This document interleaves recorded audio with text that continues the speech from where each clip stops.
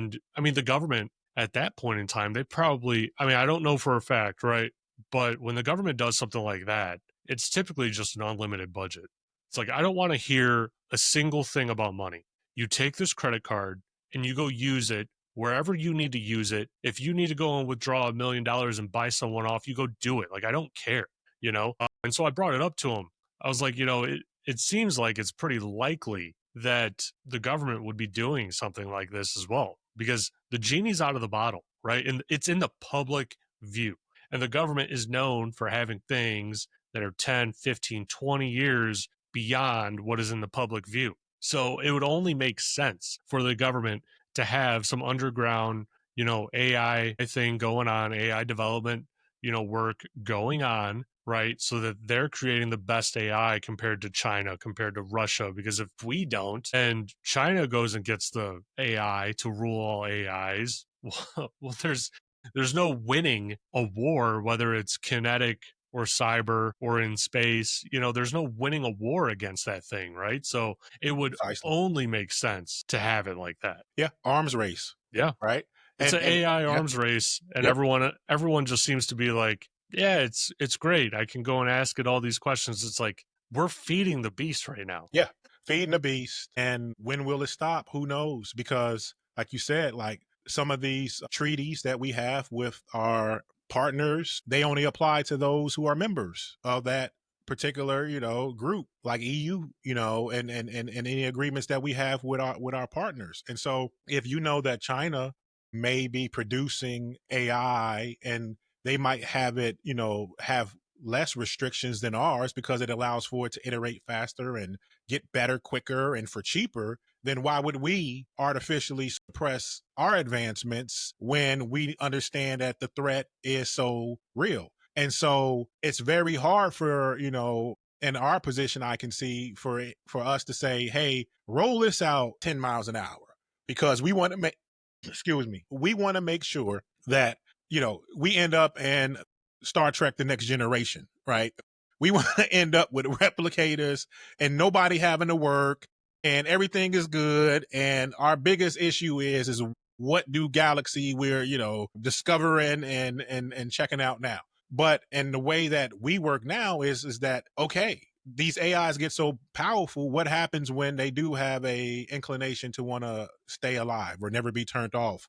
Or they believe that the human beings are the slow part of this chain, right? Like, hey, we can iterate at 1 billion times in a minute, maybe 1 trillion times in a minute in a few years if they do this with, like quantum computing. Why should we have a human being sit around and say, I don't know, let me think about this, about one specific issue when it can iterate 4 billion, 5 billion times in 1 second, right? It's going to say that why should we take advice from something in which we've been programmed to believe that intelligence is the most valuable resource, right? Like, or the most valuable attribute, because that's what's happening. We're commoditizing intelligence. We're commoditizing skill. So people like you and me, right? Well, an AI agent now you can spin up 3 Joes, you can spin up 4 Joes, you can spin up 10, Derek's, and so where's our value now, right? And it's going to have to be on the human side where it's like, okay, well, these human attributes have to take on more of a meaning in companies and with organizations, because if it's just about raw output and the ability to do stuff, we lost. Yeah. Yeah, we're going into a weird place. I don't think anyone really comes out on top of this thing. Yeah, it's not looking. So that's the thing, right? There's potential here because everybody has an opinion. It can go great. I hope it goes great.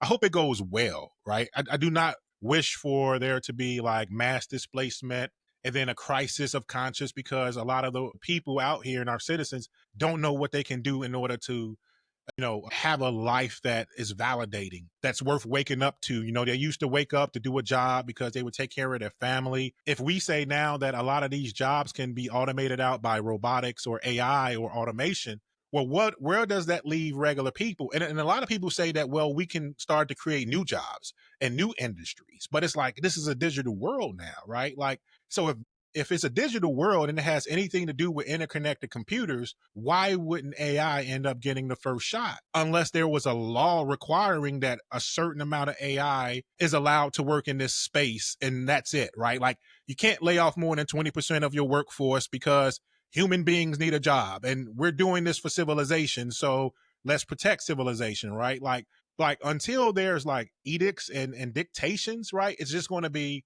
led by the idea of, grow, grow, grow, make as much as money as possible. And I think that humans may be left behind in terms of what's the natural soft transition for us that doesn't actually have, chaos accompanying it. Yeah, yeah. I mean, if you just look at everything that's going on right now, right, where essentially the stock market is pumped up by AI stocks. I mean, that's exactly what it is. Those are the ones that are, the most successful stocks on the stock market for like 5 years now. They're like the only ones that are keeping, the stock market itself afloat for the most part. And so, like, if you ask that machine to slow down, like, hey, slow down, like pump the brakes here, right? There's trillions of dollars at play. They would never pump the brakes. Like Nvidia is never going to create a lesser tier GPU than what it can possibly mass produce at that second. If they had something better, like the 5000 series just came out, right? Like I'm running a 5080 right now because Grok told me that my research that my model would take a month to run on my old 3080 GPU, and with the 5080 it would take a day. So You I'm need like, CUDA cores. right. So I'm sitting over here, I'm like, well shit, like now I actually have to upgrade. Like if they had like the 6000 series available today, like it would be released. There's no point in them holding back that release. They'd be like, yeah, you don't have to worry about the 5000 series anymore. We have the 6080 and it's going to do that same model in 6 hours, whatever it might be, right? But that like goes to show you that there is no holding back the evolution. Like the genie's out of the bottle. I keep on saying this. Like the genie's out of the bottle. There's no holding it back. There's no like telling people to stop innovating. There's no telling OpenAI to not copy itself to other destinations on the internet. So that it can't like preserve itself and whatnot. Like, I mean, Grok can probably do the same thing. I mean, I was comparing last year ChatGPT and Grok pretty significantly, right? Because I need to like figure out which one I'm going to use, to assist me with my research and whatnot. And Grok just mopped the floor with ChatGPT in like every category, in every way. It was really interesting because ChatGPT would only give me Chinese research articles about my topics, and Grok like immediately was like, oh, yeah, 99% of those are garbage. This is the only one that makes any sense from China. Here's the other ones across the world, right? So it's really interesting just from that perspective alone. But we're going to go into a place, right, where a couple of years ago, what was it, like 10 years ago? The idea of a fact checker like came about, right? And my very first argument with it was, what if someone that's manipulating that fact checker, someone that's developing it, is saying, well, we don't want that fact to be true. It's true, but we don't want it to be true on our platform, right? And then you have millions of people that are going to this platform, checking it, and they're saying, oh, well, that's not true. Doesn't make any sense, right?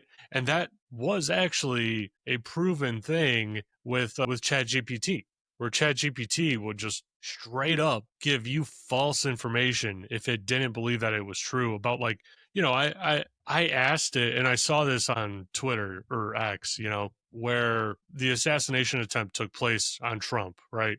Just a few days before I do this. And so I go on ChatGPT and I ask it, what was the date of the attempted Trump assassination? And it said, no, that's never happened. I said, no, it happened on this date. Can you tell me where? It said, I didn't find any news stories for that date regarding an assassination attempt on former President Trump. That's literally the sentence it gave me. And then I had to say, no, it took place at this location. And it came back, it was like, nope, nothing found. And then I literally had to give it all of the details, all of them. And then he was like, I made a mistake. It actually happened, on this date or whatever else, right?